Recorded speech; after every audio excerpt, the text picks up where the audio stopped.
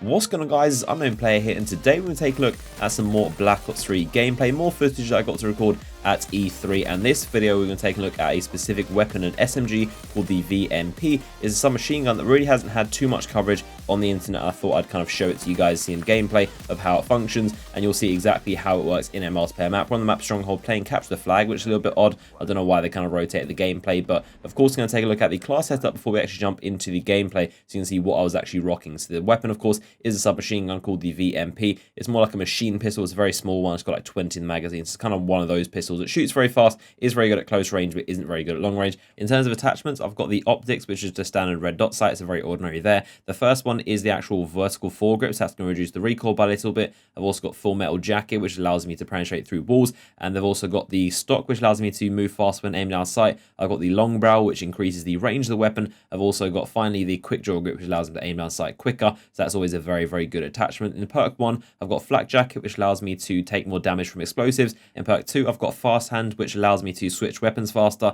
aim faster after sprinting, which is the reason I use it, and also reset the fuse on grenades. And I've also got a wild card in the bottom, which allows me to use 6 attachments on the weapon. And but let's get into the actual gameplay, and I'm going to kind of commentate over it, kind of analyzing and point out some interesting things that happen. There's a lot of interesting kind of plays that I definitely want to point out and highlight, which are very important to Black Ops 3 gameplay. So the weapon I'm using, as you can see, isn't the best submachine gun, and I'm not going to 100% blame the weapon and say it was all the weapon's fault. I was playing really badly in this gameplay as well, but you also get to see, I'll show you like in here, a lot of times where I got a lot of hit markers, and this weapon just isn't meant for long ranges. But again, like I've said, not 100% blaming the weapon. I was playing very, very bad at the time as well, but the weapon isn't the best, and you'll see this is an example of a weapon that isn't the best in Black Ops 3. All weapons aren't the greatest. A lot of the gameplay I've shown you, a lot of the gameplay you see on the internet, of course, the best. You want to show off the best in the highlights, and that's what you tend to see. But there are weapons that aren't that great as well. There are weapons that don't really perform compared to some of the others and aren't really that strong. So I want to kind of show you a weapon that isn't the best as well, just like in comparison. So you can see not all the weapons are killing machines, not all weapons are that great, and some of them are a little bit more difficult to use. I think this is definitely a weapon that is supposed to be used at close quarters. It's only got 20 in the magazine,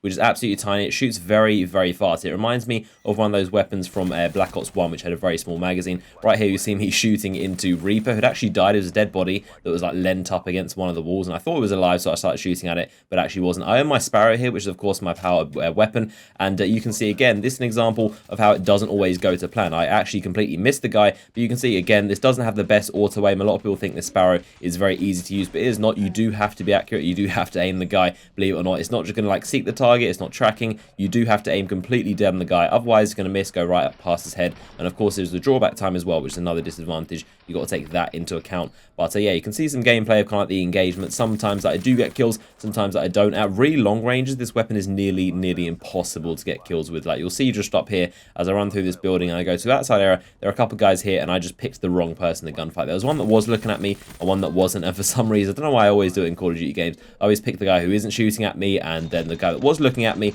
actually just took me out. But you can see how many hit markers I've got. I think I've got like 3 or 4, maybe even 5. You can see this weapon's damage drops off very, very quickly at long ranges. So again, like I've said, this is not a weapon that should be used at long ranges. There was a very interesting play. I managed to kill someone who actually used the Annihilator. So of course Seraph, that's her power weapon, and that allows her to actually have a one-shot Annihilator pistol and actually managed to take her out. And as you can see, there was a little glowing kind of like aspect, as you can see that she was using that Annihilator pistol, and I think that definitely needs to be a lot stronger. It's very similar to Destiny, how of course they've got that one-shot golden gun, and with Destiny you can see a big flaming character, you can see a flaming gun, and it's more of a signal, so you can see who has a golden gun, so you can watch out for it. But in Black Ops 3 at this current point, I'm hoping that they've kind of improved it or fixed it, but one improvement I would definitely make is to make it a lot more obvious when someone's got a power weapon, because you can walk around the corner and have no idea that someone has a one-shot pistol. In Destiny you can hear the sound, you can see them, and you can somewhat avoid them, or you can know I need to put a lot of bullets towards them. But in Black Ops 3 at this current point, there definitely needs to be more of a cue to know that someone has this one-shot pistol, so you can watch out for them, or you can be a little bit more careful. But there is a slight little lens flare that goes in there, a little yellow one, so you can see I think that's only present when they're looking at you as well, so it's not really the most useful. The only time you're going to know someone has one of those Annihilator pistols is when they're pretty much aiming down the barrels and ready to destroy you in one shot. So I think that's definitely an improvement I would recommend, is to make it a lot more obvious when someone has these power weapons, because they're definitely going to be something that's going to be very frustrating if you get killed by one and you don't actually know what just happened. Now here is a pretty interesting clip. I managed to stumble across one of the enemies who has a Wraith, which is of course pretty much like a stealth chopper. It's a helicopter that flies in the air, sometimes goes invisible if you shoot at it, and you can see me just kind of putting some bullets into it. I don't even know what I was trying to accomplish here, but I shot some bullets into it and I managed to take 3 clips. So just so you know, this thing has a lot of armor and you can't take it down easy. You can also see right there, there's a tiny little drone which is hovering just below it. That's actually a decoy drone, which is a cool feature of that score streak. It has this little drone that follows it. So if you shoot missiles at it, it will like destroy and take the shot for itself. So it's almost like an extra bit of armor, and that will take any missiles coming towards it. So it's like a little decoy drone that follows it around, which is pretty cool. But I managed to shoot a lot of bullets into it. It's smoking a little bit, but didn't get destroyed. Here we can see the stinger, or the equivalent in the game, and how you lock onto a UAV. That's what it looks like, in case you're wondering. And also a little bit of the man of war when I switched to my stinger class to try and take it out. But when I actually got the stinger out, it didn't actually work. Here is a really funny clip. I managed to get a nasty turn on some guy who was actually shooting at me, and I managed to turn on him and get a really nice headshot on it. I completely melted him, again showing this weapon is good at close quarters, but then it just doesn't work out at all for me there. I managed to like look around this door and I see like 3 people, at least 3 people coming towards me. I pull out my Sparrow thinking I'm going to get a nice 3-piece, and I just get tomahawked in the face. He used the combat axe and tomahawked me right in the face. But then also something else just funny happened.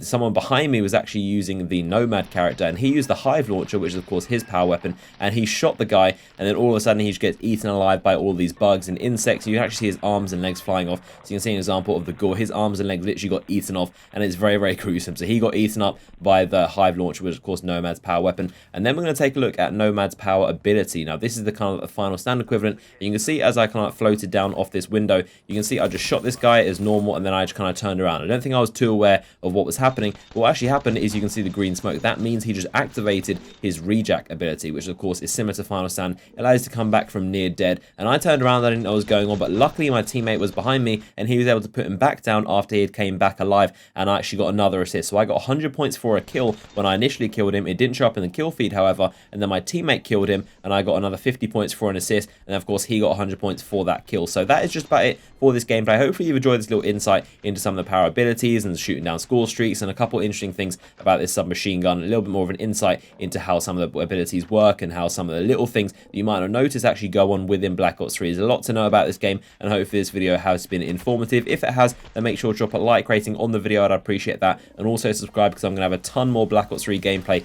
right here on this channel very soon. So stay tuned for that. Make sure you subscribe and also follow me on Twitter for the latest Black Ops 3 news as it comes out. But hopefully you guys enjoyed the video, and I'll see you guys in the next one.